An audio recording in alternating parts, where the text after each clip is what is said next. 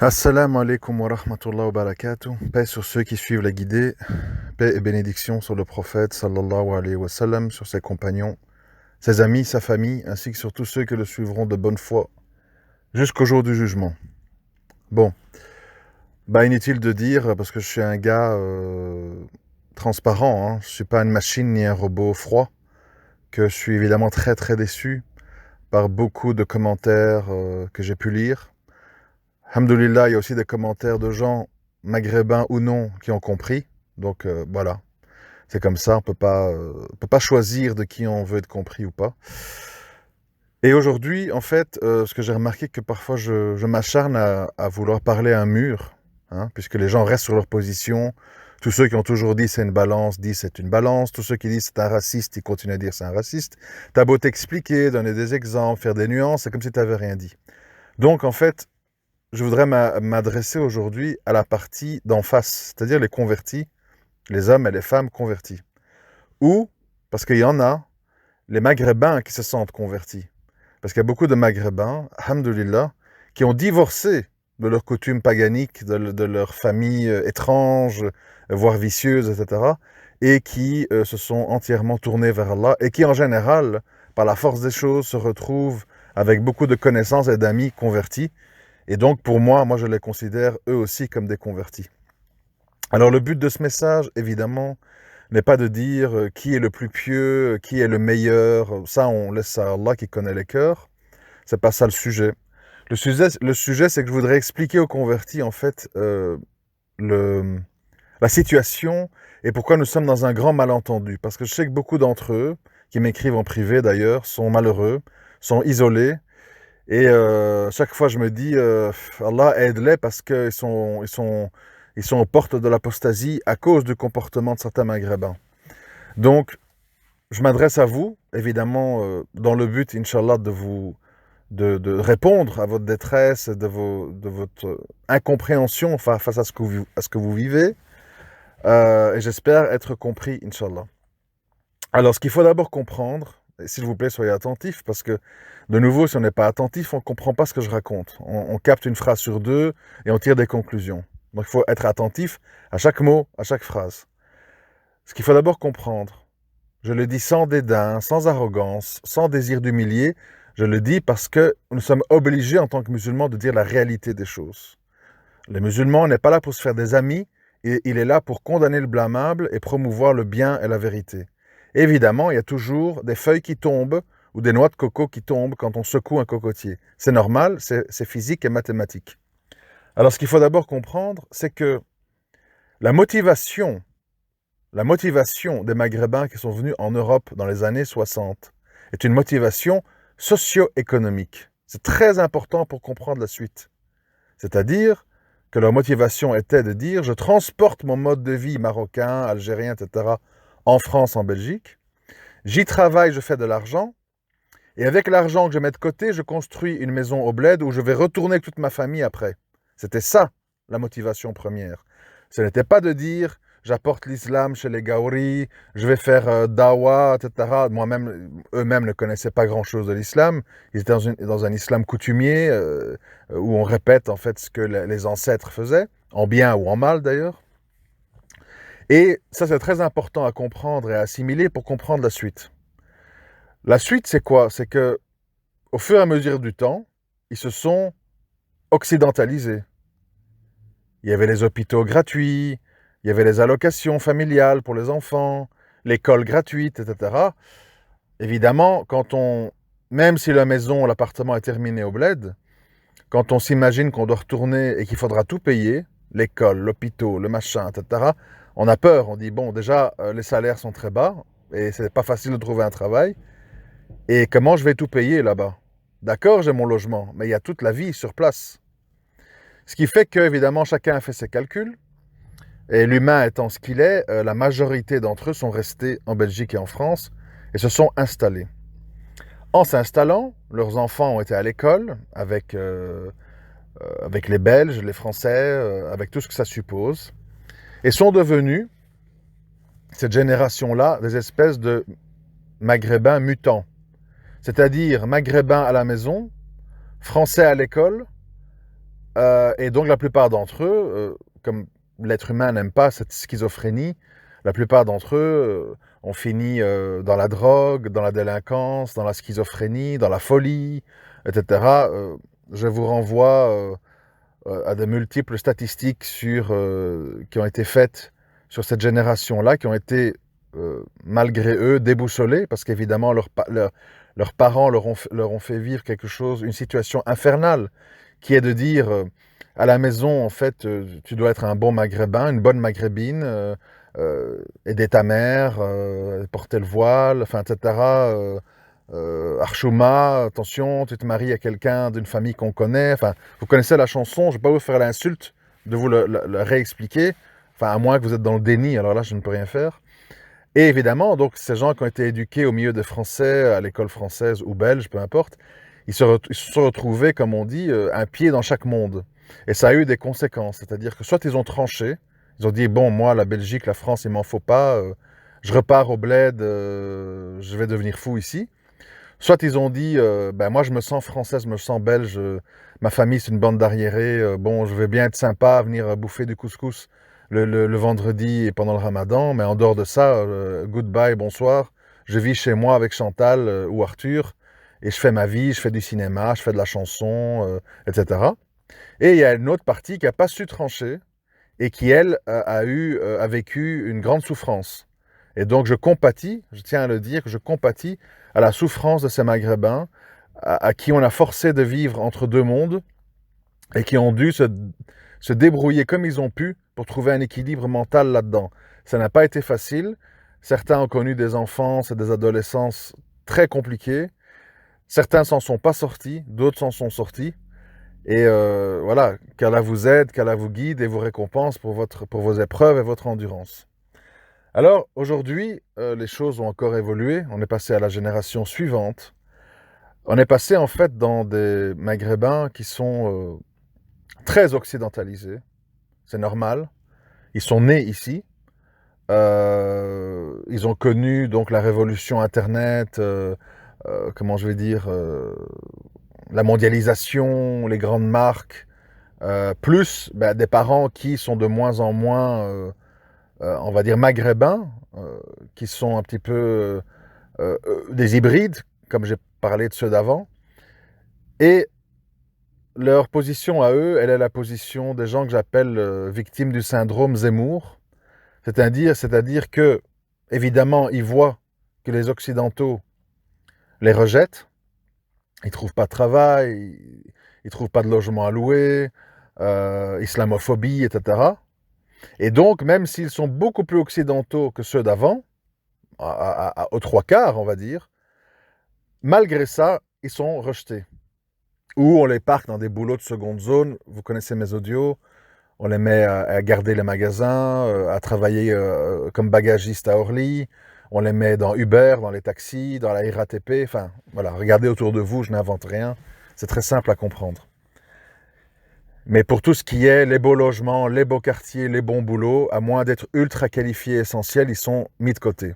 Donc, ils ont une amertume, ils ont comment je vais dire, un ressentiment envers ces Occidentaux qui les refusent pour des questions de nom de famille, d'apparence physique, et inévitablement de religion. Pourquoi je dis inévitablement de religion? Parce que, et ça, les Maghrébins apostats qui s'affichent publiquement à la télé le découvrent jour après jour, que vous le vouliez ou non, en tant que Maghrébins, vous devenez des ambassadeurs de l'islam. Parce que pour la masse populaire, quand tu t'appelles Mohamed ou Khadija, ben, t'as beau dire non, je suis communiste, je suis une laïque, etc. Non, non, non, non, non, non, non. T'as des origines musulmanes, tôt ou tard tu vas y retourner, tu es sous taquilla. Bon, il n'y a rien à faire. Vous comprenez? Donc, ce que les convertis doivent comprendre, c'est très important de comprendre ça. Et moi, je fais un décortiquage dépassionné dans le but d'aider les gens. Ceux qui croient que j'ai des choses à gagner, que j'ai des mobiles cachés, tant pis pour eux. Mourrez dans votre âge, mourrez dans vos calomnies, c'est pas mon problème. Moi, je travaille et je parle pour les gens qui ont confiance en moi et qui savent, depuis le temps qu'ils m'écoutent, que je ne suis pas occupé à jouer des jeux ni à défendre une position avec un parti pris. Et donc, ce que je voudrais dire aux convertis, c'est que vous avez en face de vous peut-être des musulmans sincères, parfois, hein, parce qu'il faut aussi arrêter avec le mythe que tous les Maghrébins sont des musulmans pratiquants. C'est totalement faux. Si c'était le cas, il faudrait 100 fois plus de mosquées en France.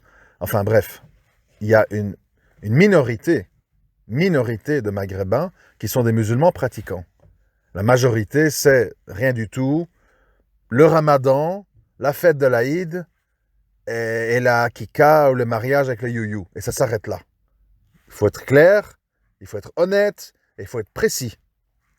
Alors ce que les convertis doivent comprendre, c'est qu'ils sont en face de gens, dans la plupart des cas, qui sont des gens qui sont dans un état de névrose.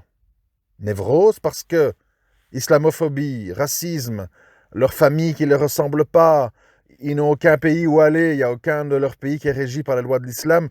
Si tu débarques à Casablanca, à Alger ou à Tunis avec une gandora, une grande barbe, tu es directement fiché, suivi, violé. Donc, ils sont coincés. Et donc, comme une bête traquée, ils sont nerveux. Et comme ils sont nerveux, c'est là que prennent la source, les théories, le succès des théories complotistes. Tout le monde est contre nous. Karim El Hanifi est un agent du Mossad qui est un demi-chrétien. Abou Rayyan, on m'a dit que c'était un Gaouri qui ne parle pas encore l'arabe, qui couchait avec toutes les maghrébines qui passaient entre ses griffes et qu'il a des origines juives, portugaises. J'ai entendu dire que, etc. Basile Blondine, qui est ce type?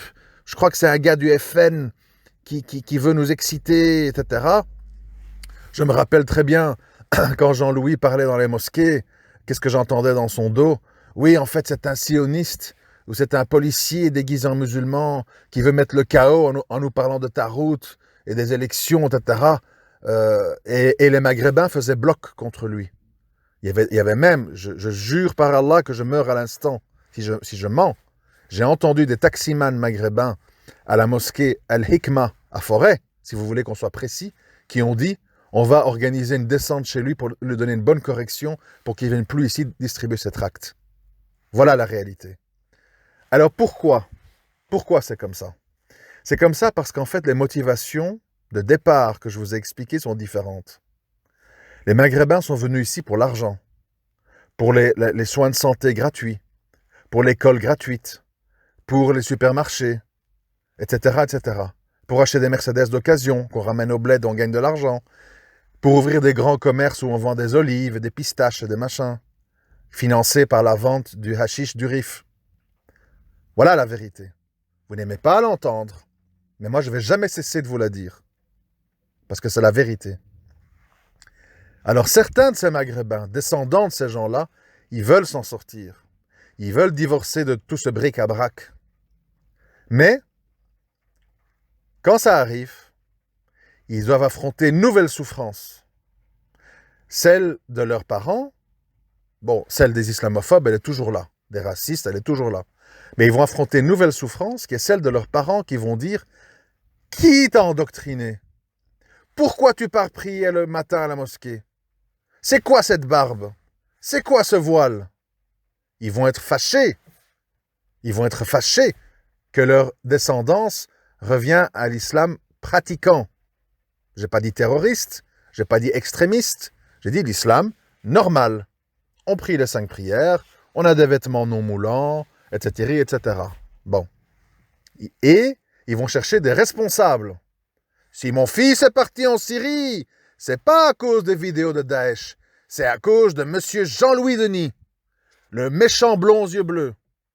C'est à cause d'Abou Rayyan, ce juif portugais qui a influencé nos enfants en disant qu'on n'était pas des parents respectables parce qu'on ne respectait pas l'islam, etc. Parce que non seulement c'est des gens désobéissants, non seulement c'est des gens qui ont trahi leur religion pour l'argent, mais en plus c'est des gens qui crachent sur ceux qui veulent rappeler l'islam, parce qu'eux veulent le cacher pour leurs intérêts mondains.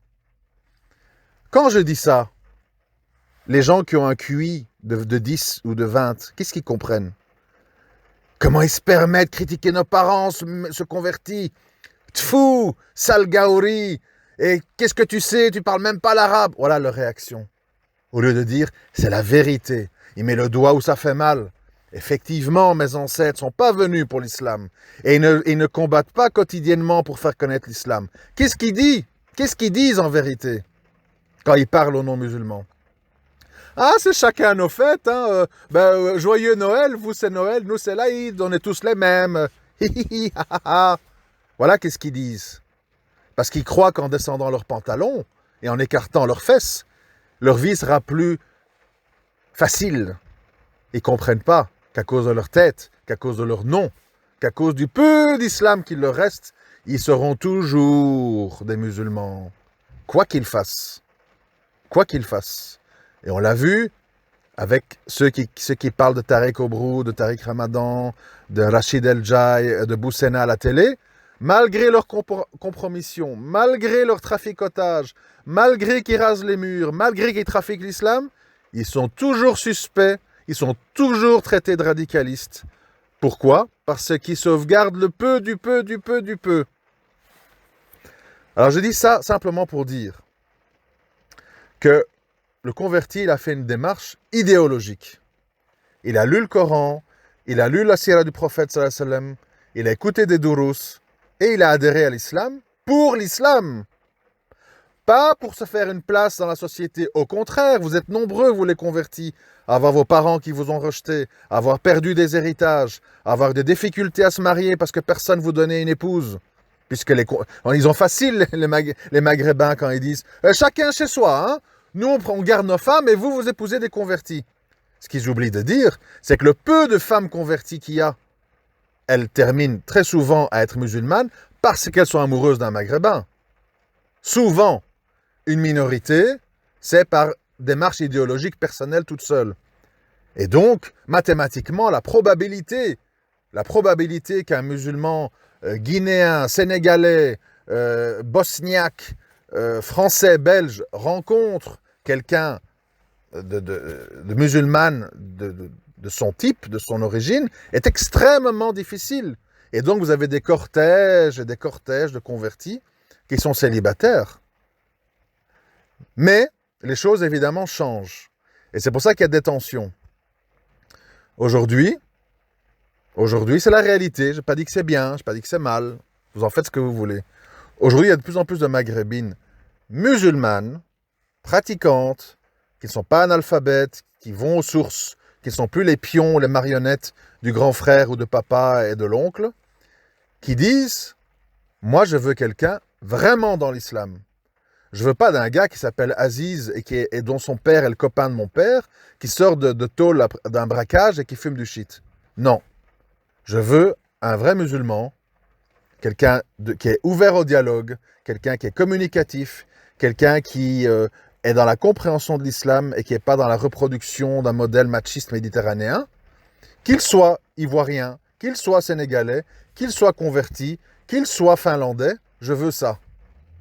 Alors évidemment, ça rajoute encore une couche à la névrose des Maghrébins qui, en plus de subir l'islamophobie, en plus de subir leur famille qui dit « Qu'est-ce que t'as avec ton islam, ta barbe, etc. » ils doivent maintenant subir leurs femmes qui, dans le doute,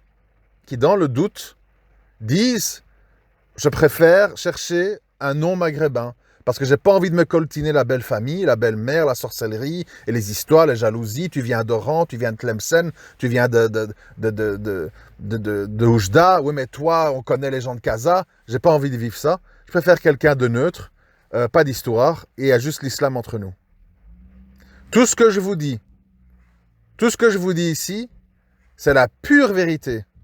J'ai absolument rien à gagner. Alors quand on me dit « Ah, tu dis ça parce que tu veux te marier à nos femmes », j'ai été plusieurs fois marié, j'ai 7 enfants, je suis marié, je cherche rien du tout. J'ai absolument rien besoin, je connais bien vos femmes, j'ai déjà été marié, donc c'est pas ça ma motivation. Ma motivation, c'est que je voudrais que les Maghrébins et les convertis, et quand je parle des Maghrébins, je parle des Maghrébins musulmans, pratiquants, qui font passer leur religion avant leur famille et leurs coutumes, je voudrais qu'ils comprennent le contexte. Je suis un gars qui suis tout sauf superficiel, je vais en profondeur. Ce que je vous explique ici, il n'y a pas beaucoup de gens qui vous l'expliquent. Pas beaucoup. Faites le tour des gens qui parlent de ce sujet en français. Il n'y a pas grand monde. Donc c'est mon devoir de le faire, parce que les gens ne comprennent pas. Et aujourd'hui, nous nous retrouvons devant des cortèges de maghrébines musulmanes célibataires qu'on insulte. Moi, vraiment, j'ai envie de me fâcher, hein, mais parce que vraiment, c'est une injustice grave. On les insulte, en plus d'être des perverses quand elles se marient à un blanc ou un noir, mais en plus de les insulter, on ne veut pas les épouser parce qu'on dit « Ah non, non, divorcer avec des gosses, non merci. Hein. Ah non, non, nous on veut une vierge fraîche du bled. » Vous vous rendez compte de la saloperie de vos discours? Est-ce que vous vous en rendez compte au moins? Vous êtes ségrégationniste. Vous tirez un trait sur ces femmes qui sont toutes seules avec des gosses. Hamdoulillah que le kuffar leur paye des logements sociaux et des allocations. Et en plus, quand elles se marient à un polygame, un noir ou un blanc, vous crachez dessus. Vous êtes vraiment ignobles. Vous êtes des injustes. Qu'Allah vous punisse ou vous réforme. Vous faites du mal. Vous comprenez que vous faites du mal. Alors, vous les convertis, cessez d'être, je l'ai toujours dit, je l'ai même dit à Jean-Louis, cessez d'être impressionnés par n'importe quel basané, barbu ou non, qui parle l'arabe. Cessez d'être complexés. Cessez de vous faire rabaisser. Cessez d'écouter leurs paroles comme paroles d'évangile, comme on dit dans l'expression. Apprenez votre religion. Soyez autonomes. Soyez fiers et Allah mettra sur votre route des blancs, des noirs, des arabes, des maghrébins, sincères, pieux, modestes et qui mettent l'islam en pôle position de leurs préoccupations.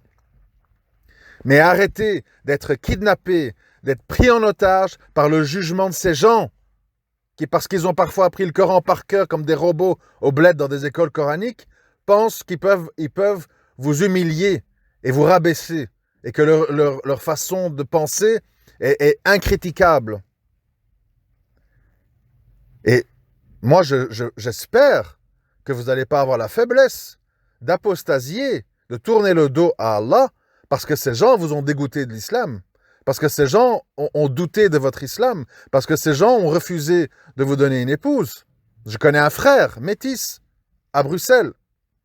Ça fait 22 ans qu'il est converti. Ça fait 22 ans qu'il fréquente les mosquées. Il n'y a plus un doute sur son islamité quand même au bout de 22 ans. Eh bien, à cause de ses origines, dont je ne vais pas parler pour ne pas dévoiler la personne, à cause de ses origines, il n'y a jamais aucune personne dans la mosquée qui le voit tous les jours à la prière qui a dit « Achi, je vois que tu es célibataire, j'ai une cousine, j'ai une sœur, Personne. Personne. Et le gars, il est toujours célibataire, il approche de la cinquantaine. C'est ça la réalité. La réalité, c'est que être musulman, c'est pas un titre, c'est pas une apparence, c'est pas connaître l'arabe. Être musulman, c'est avoir une façon de penser, c'est avoir une grille de lecture islamique sur toute chose. L'argent, le mariage, le sexe, la hijra, tout. Mais le problème, c'est que vous faites face à des gens. Oui, ils vont à la mosquée, oui, ils prient. Oui, ils sont là, le fajr même. Mais leur grille de lecture, c'est la grille de lecture de gens qui sont venus pour l'argent. Et donc, pour eux, ça ne les dérange pas d'envoyer leur fille à poil à l'école. Ça ne les dérange pas d'avoir 3 maisons à riba. Ça ne les dérange pas de voter pour une socialiste pro-homo, pro-drogue, laïque, anti-islam. Parce qu'ils voient leurs intérêts mondains. Ils voient leur boulangerie. Ils voient leur village de Berkane. Ils ont tout ça dans leur tête. Vous comprenez? Et donc, je ne dis pas qu'il faut être anti-maghrébin. Je n'ai pas dit que les convertis sont mieux. Je dis qu'un musulman se juge sur pièce. On ne juge pas les gens en disant « T'es sénégalais? Ah oui, je vous connais, il n'y a que des marabouts chez vous. Tu dois être un immonde soufi perdu. » Non, il y a des Sénégalais qui connaissent leur dîn, qui ont étudié la religion et qui sont des savants et qui font des dourous en français, en arabe, en sénégalais, etc., qui sont beaucoup plus intéressants et beaucoup plus recommandables que certains maghrébins.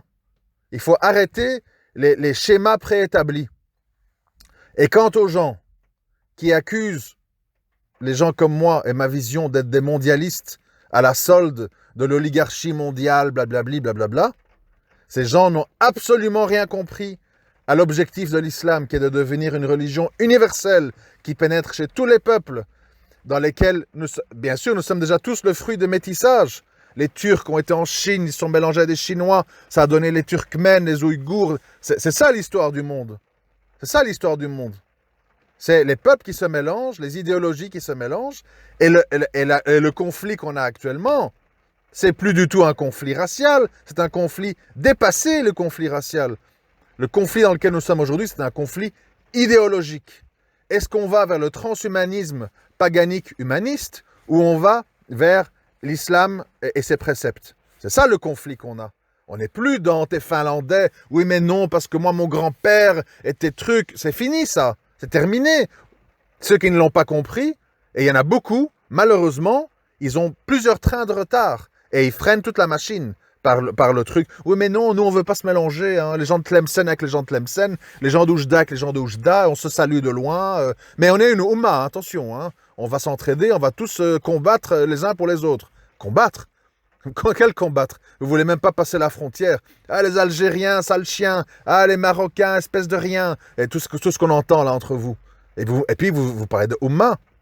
Les seuls musulmans qui vous préoccupent de loin, hein, ce sont les Palestiniens. Les Ouïghours, vous en foutez. Les Rohingyas, vous en foutez. Les Irakiens, Syriens, machin, vous en foutez.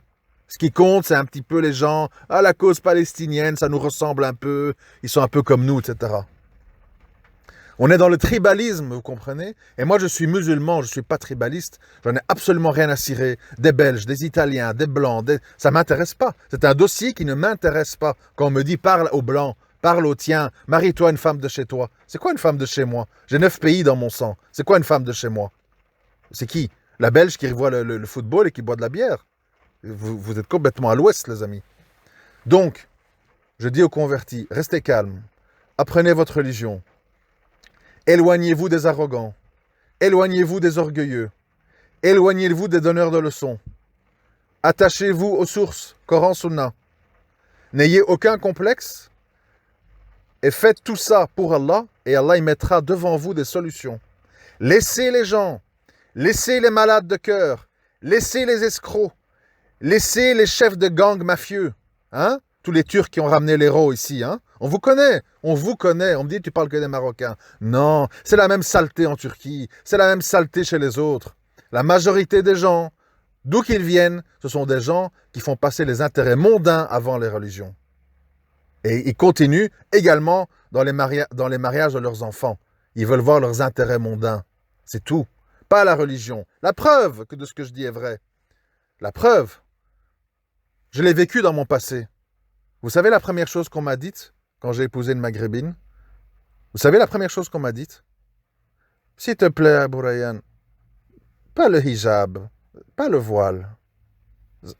C'est le problème. Voilà. Comprenez? Les gens sont là pour trouver des baraques, pour faire du fric, pour trouver un travail et pour ramener du pognon au bled et construire des maisons. Pas pour autre chose. Et quand on construit des mosquées, c'est la mosquée albanaise, c'est la mosquée turque, c'est la mosquée marocaine, c'est la mosquée algérienne. Et c'est chacun chez soi, et c'est chacun dans sa petite mafia de tribu. Moi, mes amis, que ça vous plaise ou non, vous pouvez me cracher dessus à 10 000. C'est pas pour ça que j'ai signé. Et j'invite les convertis à ne pas sombrer dans la dépression et l'isolement.